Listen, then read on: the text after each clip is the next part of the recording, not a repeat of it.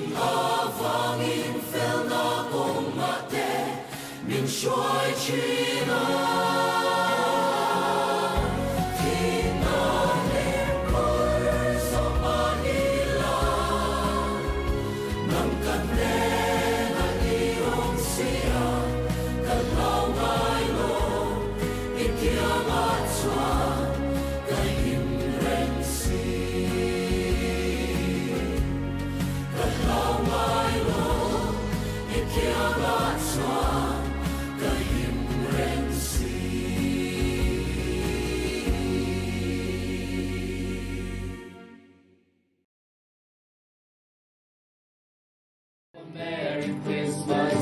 We want to wish you a Merry Christmas from the bottom of our hearts.